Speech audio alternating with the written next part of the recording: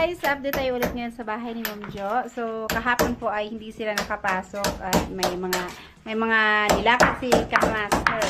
So, ngayon po, dito si Kabarag, siya ang nagsilsil dito sa para sa wirings. So, yan ang nasilsila ni Kabarag. Tapos, itong dito, yan, yung taas. Tsaka, ito din dito. Tapos, sa kwarto na, wala pa. Sa kwarto at saka dito sa lababo banda. So, yung dito, meron pang, anuhan si Kabarag. At dito, sa kwarto, wala pa. Dito, sa CR, meron ba dito sa CR? Meron din. Alright, at si Kamaster ang lagay ng trusses.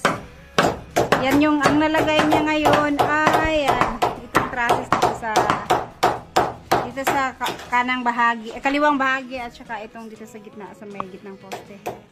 Yan, naglagay muna. Ayan.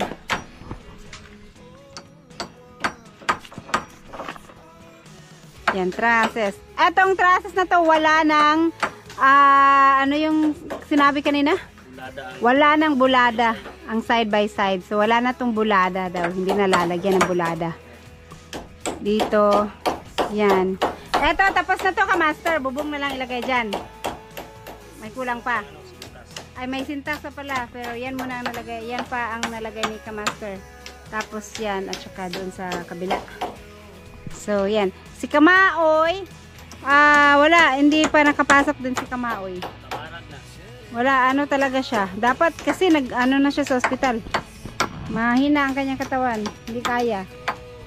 Lalo't mainit na mainit. Kaya mas mahirap yun pagka may nararamdaman ka. Kahit sakit ng ulo lang. Pagka ganito kainit, lalong lalala. Lalo na yun sa kanya, nangihina talaga siya. So yan, sila munang dalawa ni Kabarag. Sayang kung kailan naman mayroon ng bubong. Hindi na sila nag-iigib ng tubig kasi tapos na sila dyan at hindi pa naman nag-finishing ulit. Kung kailan hindi na siya maiinitan ng husto, saka na bumigay yung kanyang katawan. So ayan, sa loob si Kabarag, at least walang araw dyan Kabarag. Pukpok lang ka lang na magpukpok. Ayan, dito kay Kamaster naman. Kailangan pala yan ipasok sa kahoy, no? Kailangan butasan yung kahoy. Pantay. Dapat pantay daw. So, yun lang. So far, yun pa lang po ang nagagawa sa araw na to. Yan. So, ito, matagal tong matapos, no? Kasi mag-ano ka pa? Magsilsil pa dyan sa kahoy para pumasok yung ilalagay din na kahoy. Kaya medyo naantala.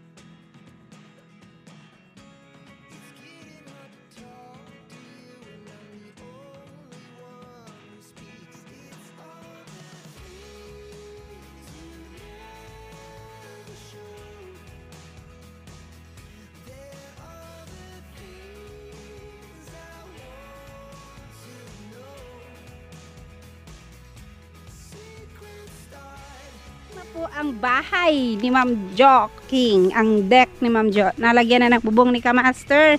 At meron ng sanipa na tong kilid, no? Ang tawag nito, sanipa. Ayan na. Nakapagkabit na si Kamaster ng bubong. Kahapon kasi yung trusses ang kinabit niya. Tapos ito ngayon yung sanipa na kabitan na rin niya sa kabilang gilid. At ngayon magkakabit naman sila doon sa kabila. So ganito lang siya sa taas. Ito, 1, 2, 3, 4. Apat na, sa lagunting, ano tawag? Basta yung mga kahoy na naka-ano dyan. Tapos ka na mag-silsil, kabarag? Marami pa. Hindi pa tapos. So, ayan, dito may, na talaga, may silong na. So, kahit pa malakas ang ulan, tuloy ang trabaho kasi pwede na sila ditong mag-mix ng pang finishing. So, pwede sila dito mag-disay, pwede sila dito magmasa, maghalo, para makapag-finishing pagkatapos nito. So, ayan yung kinakabit ni Kamaster ay sa kabila naman na side. Etong kabila ang sinasabi mo wala ng bulada. Eto, dito na side, wala ng bulada.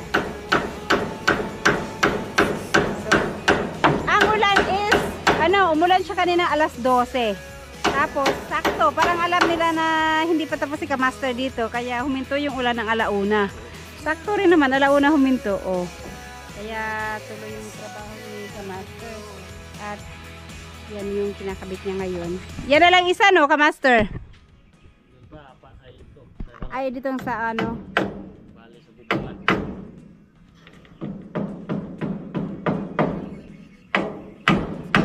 Ayan, may forma na talaga yung bahay ni Ma'am Jo.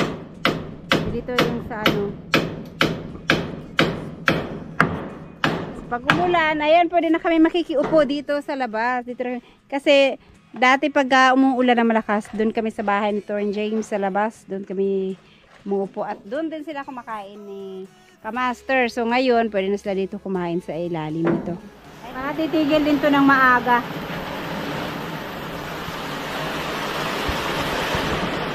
Ayan sila mag-ano sa loob.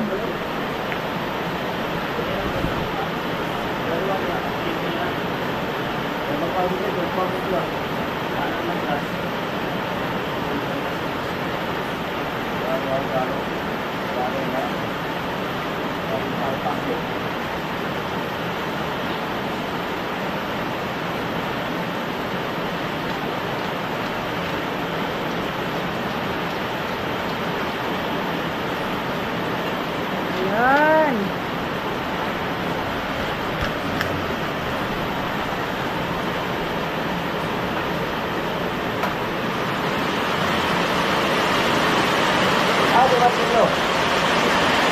Bakit ito nilagay yung trapal sa loob?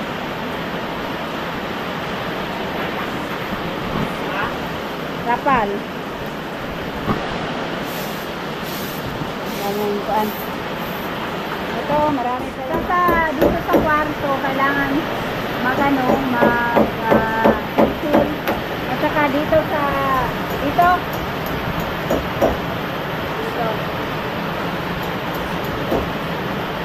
Kasi ditong isa, meron na rin. Saka ito, meron dito. Saka dyan, dalawa, kabilaan. At saka dito. So, yan na naman dito.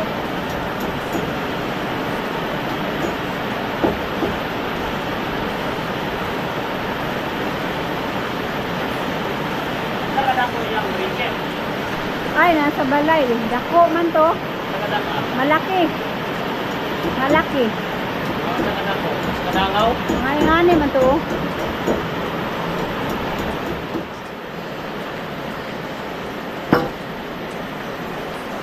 Sa taas.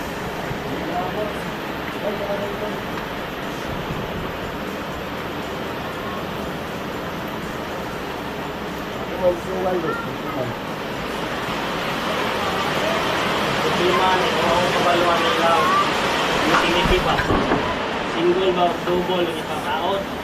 Para ba yung mga single, asan yung mga single, switch. Yan yung single, switch. Ay, ba yan?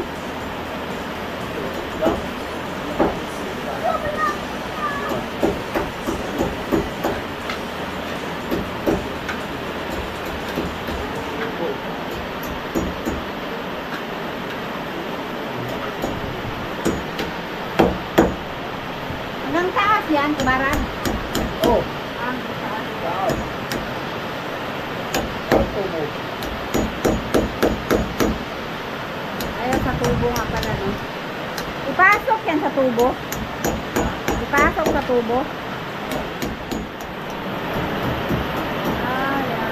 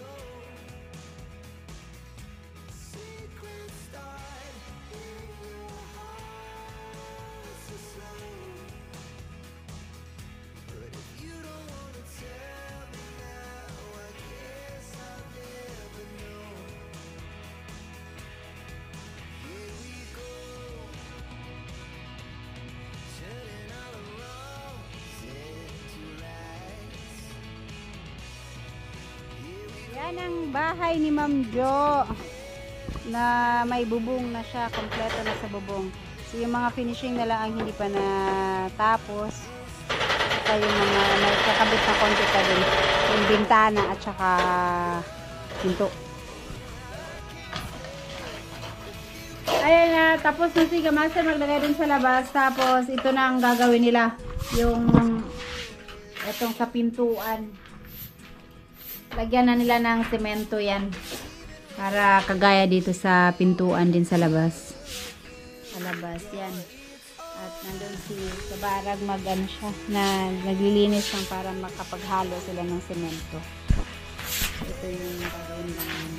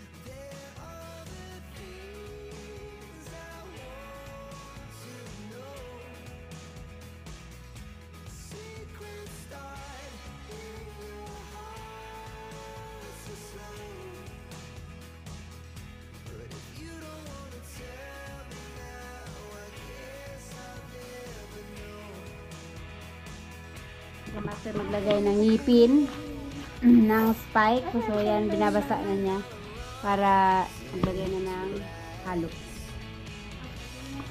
Ang laki ng ano, no, hindi yan maglaglagan. Ang laki ng butas. Sa bagay, ano, no, ano tawag nito?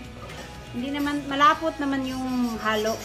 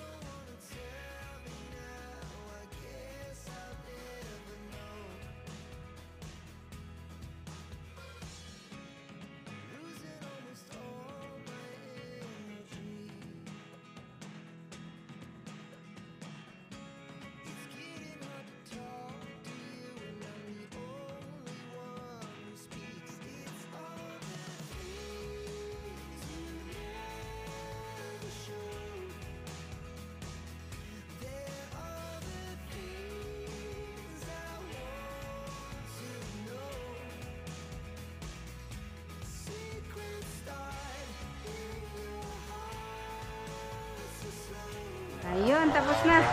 Natakpan na. Yung kabila na lang ang aayusin din. Ay, ito sa kabila, wala pa.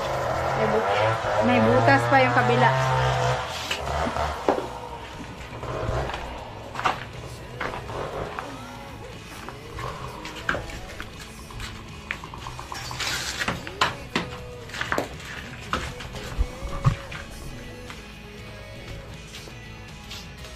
Hindi siguro mag-leader na lang. Yung sa mga bintana.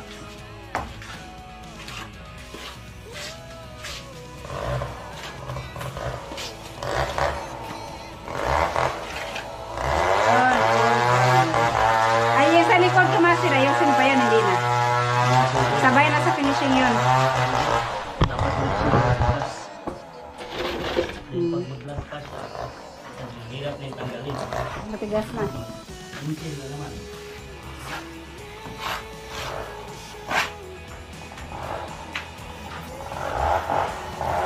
Ayusan ni Kamasa yung sa loob. Pero itong dito, natakpan na lahat.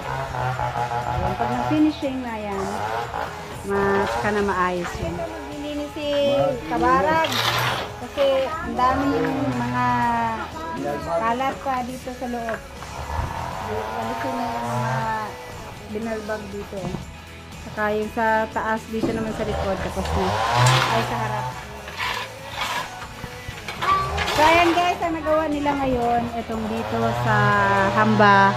Naglagay si Kamaster ng bubong at saka sanipa, tawag sa gilid. Ang sanipa, itong mga sa gilid-gilid. So yun ang natapos. Okay, so balikan natin to ulit bukas. Ayan, for now, ito lang po muna. So yung natira, saan nilagay? Sa gilid? Dun sa, ha?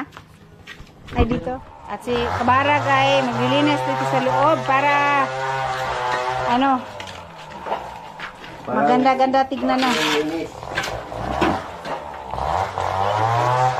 Oh, grabe yung ulanggam ko, ang bilis umakyat.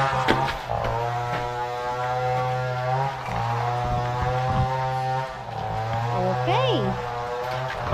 So that's all. Thank you.